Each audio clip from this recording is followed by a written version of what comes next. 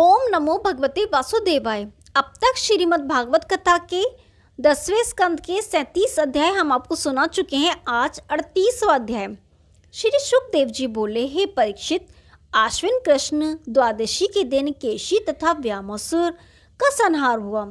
उसी दिन अक्रूर रथ पर बैठकर नंदगांव को चले तो यह विचार करने लगे कि अब तक मेरा संपूर्ण जीवन अधर्मी कंस की संगति में ही व्यतीत हुआ है।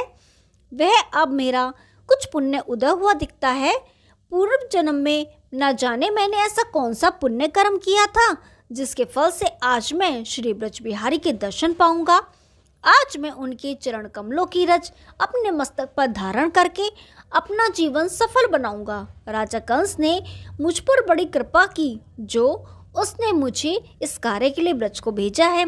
जिन परब्रह्म प्रभु ने गोवर्धन को उठाया, दावानल का पान किया, जिन्होंने नंदराय जी की गोएं चराकर गोपियों के साथ अद्भुत रासलीला की है, वे ही आदि पुरुष भगवान इस समय ब्रजवासियों को अपनी मधुर लीलाएं दिखाकर आनंदित कर रहे हैं। जिनके दर्शनों की कामना लक्ष्मी तथा नारद अम्बरीश जैसे महात्मा निरंतर करते हैं, उन ब्रजवासियों के भाग्य धन्य हैं जो उनके दर्शन तथा स्पर्श ब्रज के गोपी ग्वालों को हर समय प्राप्त होता रहता है। मेरा भाग्योदय हुआ जो मैं आज ऐसे प्रभु के पावन चरणों के दर्शन प्राप्त करूंगा। आज का दिन मेरे लिए अति मंगलकारी है। देखो, सामने से हरिण मेरी दाईं ओर आ रहे हैं। मैं सर्वप्रथम उन ग्वाल वालों को दंडवत करूंगा जो दिन रात श्री कृष्ण जी के साथ रहते हैं। तदुपरांत मैं उन श्री श्याम सुंदर की चरण रज को अपने मस्तक पर धारण करूंगा। तब वे चरणों पर से उठाकर मुझे छाती से लगा लेंगे और मेरा जन्म सफल हो जाएगा। जिनकी चरण रज को पाने के लिए ब्रह्मा आदि देवता भी लालायत बने रहते हैं, जिस प्रकार मैं मन वचन कर्म से उन्हें अपना स्वामी समझता हूँ, उसी प्रकार वे अंतर्यामी भी मुझे अपना दास जानकर अवश्य अपनाएंगे। जब कृपा निधान मुझे अपने घर के भीतर ले जाएंगे, उस समय मैं कंस का सच्चा हाल बता दूंगा। इस प्रकार विचार करता हुआ अक्रूर संध्या के समय नंद गांव में जा पहुंचा। जिस समय उसने वहां की पृथ्वी पर श्री कृष्णचंद्र जी के पद कमल जो अंकुश चिन्हों की छाप वाले चरण चिन्हों को देखा तो उसने रथ से उतरकर वह धूली अपने मस्तक पर लगा ली। उस समय प्रेम मग्न होने के कारण अक्रूर की आंखों से आंसू बहने लगे। तब सब गोपी ग्वाल उनके सच्चे स्नेह को देखकर अपनी प्रीति का घर बुला बैठे। वे सब परस्पर कहने लगे कि देखो, जिनके चरण कमलों की रज को अक्रूर अपने मस्तक पर चढ़ाकर अपार आनंदित हो रहे हैं, वे ही श्री श्याम सुंदर हर समय हमारे साथ रहते हैं। परंतु क्या हम इनसे अधिक कुछ भक्ति का आनंद ले पाते हैं? हे परीक्षित, उस समय श्री श्याम सुंदर दाऊ जी एवं अन्य गोप ग्वालों के साथ वन से नंदगांव को लौटे। उन्हें दूर से ही देखकर अक्रूर उनके चरणों पर गिर गया तथा अनन्य प्रेम के कारण उनकी आंसुओं की धार बह चली। कुछ देर बाद वह हाथ जोड़कर श्री श्याम सुंदर से इस प्रकार बोला, हे प्रभु, मैं आपका दास अक्रूर यादव हूँ। यह सुनते ही श्याम सुंदर ने उसे बड़ा जानकर अपने पांवों से उठाकर मस्तक उठा लिया, परंतु वह किसी भी प्रकार उनके चरण नहीं छोड़ना चाहता था। यह तमाशा देखकर श्री कृष्ण बलराम जी ने प्रेम पूर्वक उसका मस्तक पकड़कर ऊपर उठाया और उसे चाचा जी कहते हुए हाथ पकड़ लिए। जिस समय नंदराय जी ने अक्रूर को देखा तो वे उनसे गले मिले। तदुपरांत जब श्री कृष्णचंद्र जी ने उन्हें आसन पर बैठाकर अत्यंत प्रेम पूर्वक उनके चरण धोए, उस समय वे लज्जित होकर अपने पांव खींचने लगे। यह देखकर श्री कृष्णचंद्र जी ने कहा, हे चाचा जी, आप हमारे पिता तुल्य हैं। इतना कहकर श्री श्याम सुंदर ने उनके चरण धोए।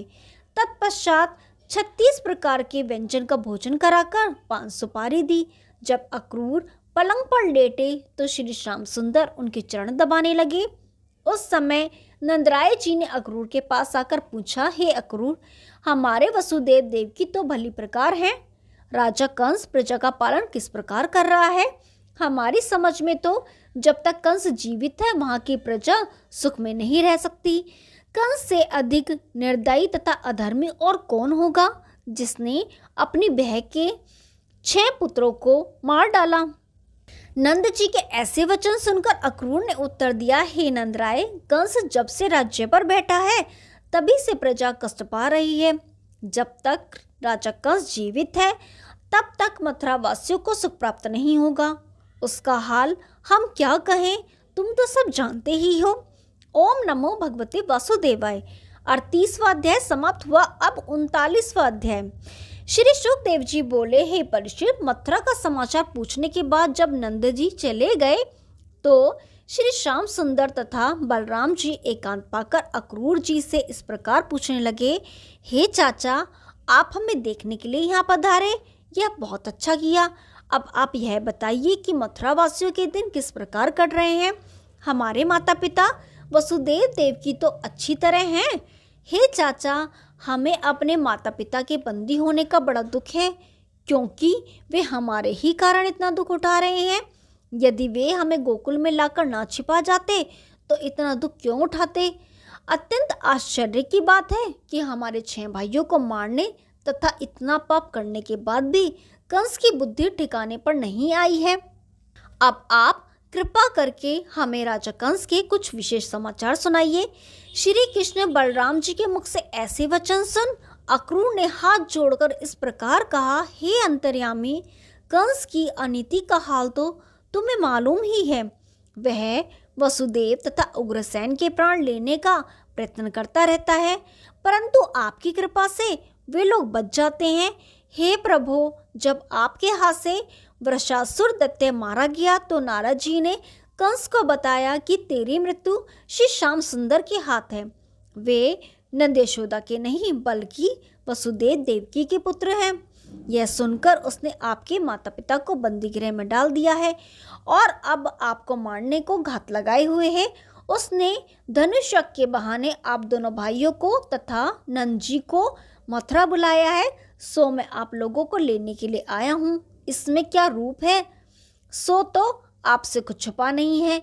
हे परीक्षित, अक्रूर के मुख से ऐसे वचन सुनकर श्री कृष्णचंद्र जी बलराम जी की ओर देखकर हंस दिए।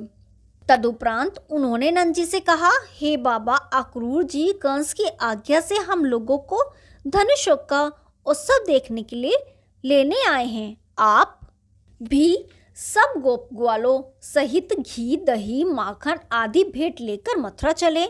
हे राजन, नंदराय ने उनकी बात टालना उचित नहीं समझा, अतः श्री कृष्णचंद्र जी की इच्छा जानकर सब गोप ग्वालों को यह कहला भेजा कि राजा कंस ने हम लोगों को धनुष यज्ञ देखने के लिए बुलाया है, इसलिए कल प्रातः जो लोग चलना चाहें वे राजा को दही, माखन आदि लेकर मथुरा चले।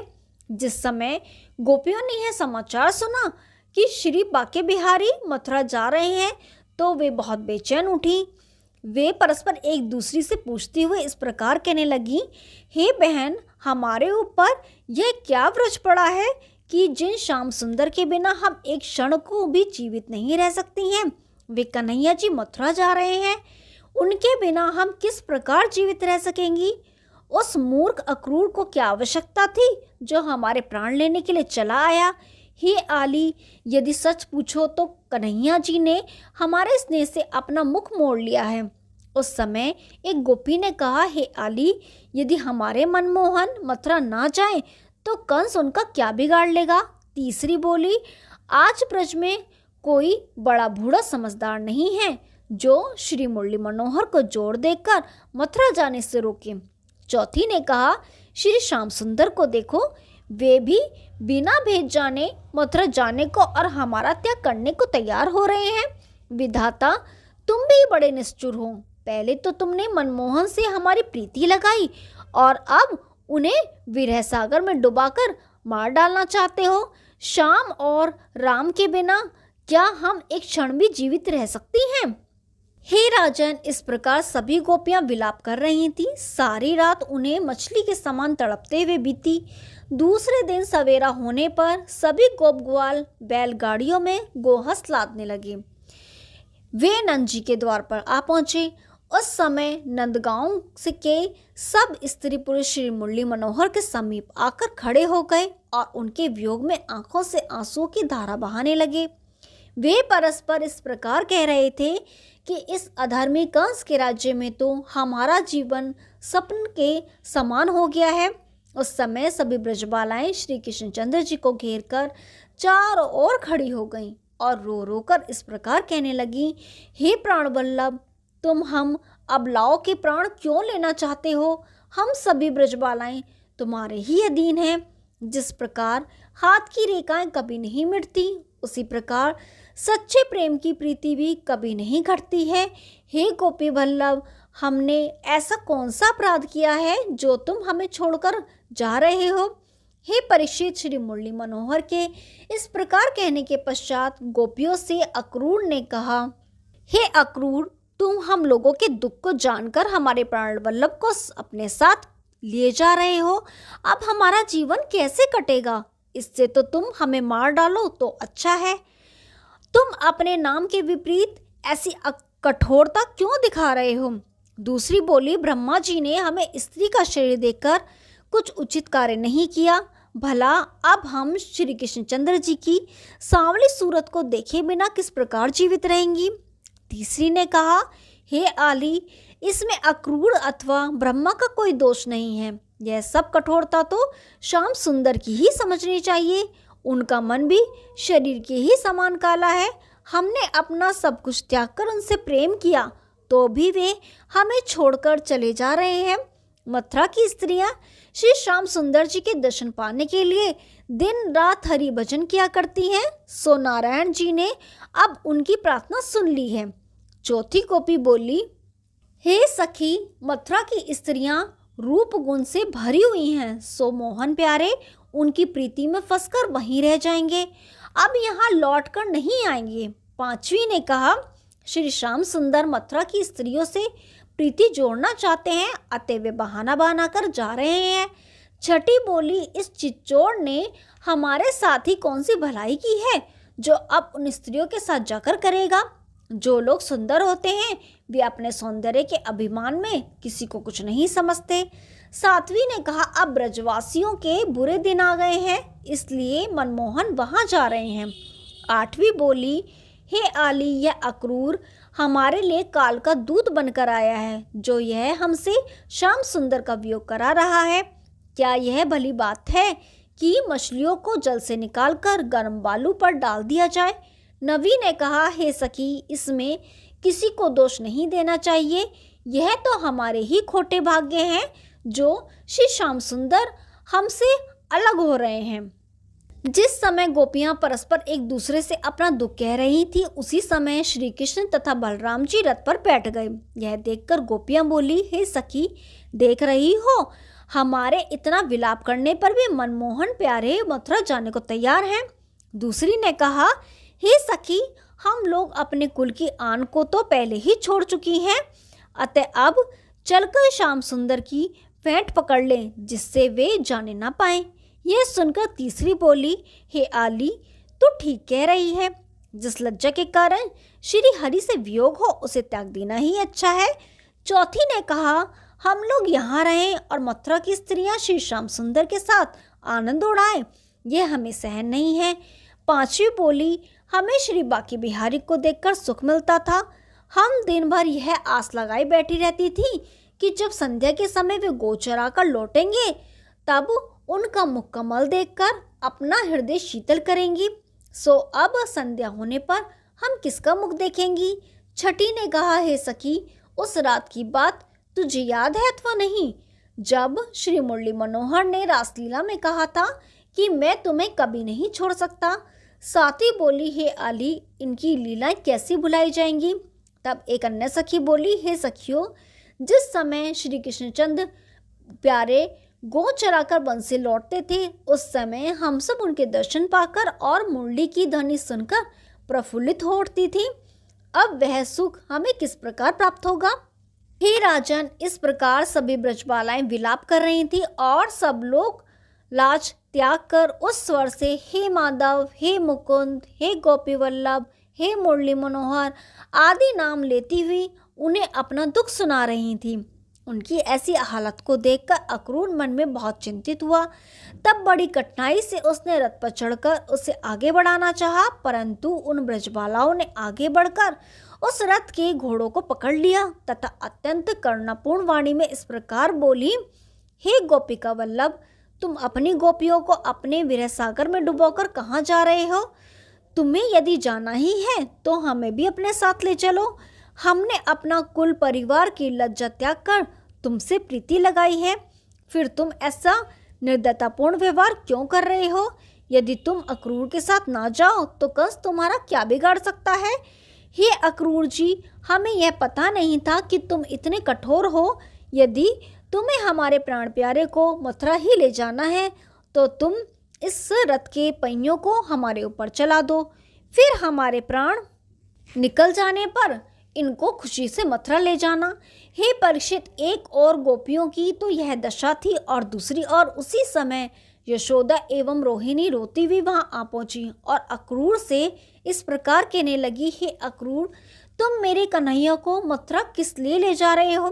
भला मैं इसके बिना किस प्रकार जीवित रहूंगी? फिर यशोदा जी ने श्री कृष्णचंद्र जी से कहा, हे बेटा, तुम मुझसे प्रीति छोड़कर क्यों जा रहे हो? तुम इस प्रकार तड़पती अपनी माता को छोड़कर मत जाओ। इस पर भी जब श्री कृष्णचंद्र जी रथ से नीचे नहीं उतरे तब वे व्याकुल होकर पृथ्वी पर गिर पड़ी और अत्यंत विलाप करके इस प्रकार कहने लगी, हे प्राण प्यारे, तुम इतने कठोर बनकर मेरे प्राण क्यों लेना चाहते हो?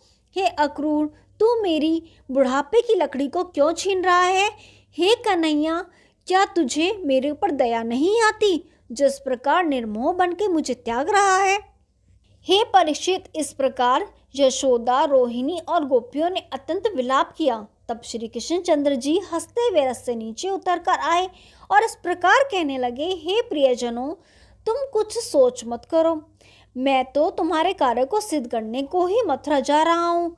अपने सिर जो नित्य का संकट है उसे मिटाकर मैं जल्दी ही फिर ब्रज जाऊंगा। यशोदा जी श्री श्याम सुंदर को अपने कंठ से लगाकर अत्यंत करुणा भरे स्वर में बोली, हे पुत्र, तुम धनुष यज्ञ देखकर सीधे यहीं चले आना, अपनी माता को भूल मत जाना। यह सुनकर श्री श्याम सुंदर ने यशोदा जी को बहुत ढांढस बधाया तथा यशोदा मैया को दंडवत कर रथ पर बैठ गए।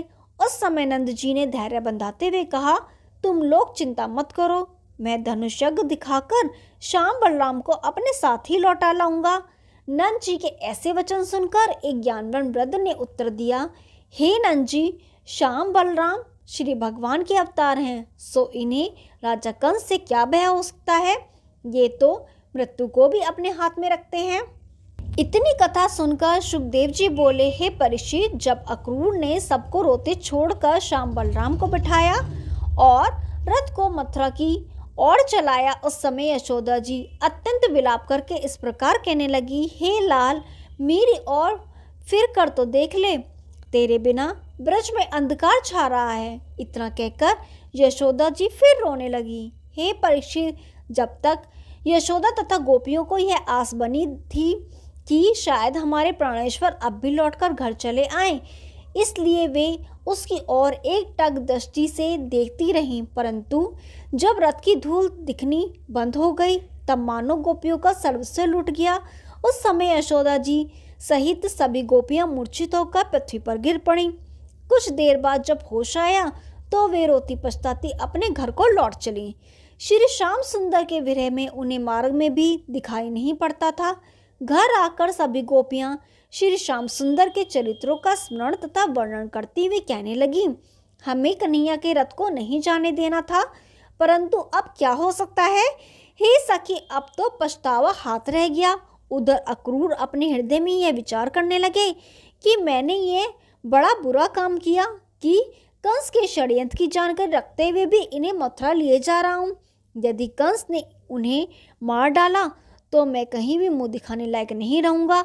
अक्रूर जब अपने हृदय में ये विचार कर रहे थे, उस समय अंतर्यामी श्री श्याम सुंदर मन में हंसे कि अक्रूर इतना अज्ञानी होने पर भी मुझे बालक समझकर मेरे जाने की चिंता कर रहा है, इसलिए उसका संदेह नष्ट कर देना चाहिए। अस्तु जब अक्रूर का रथ यमुना तट पर पहुंचा तो श्री श्याम सुंदर ने इसे एक वृक्ष के नीचे खड़ा कराया और आप बलराम जी सहित स्नान करने के लिए गए।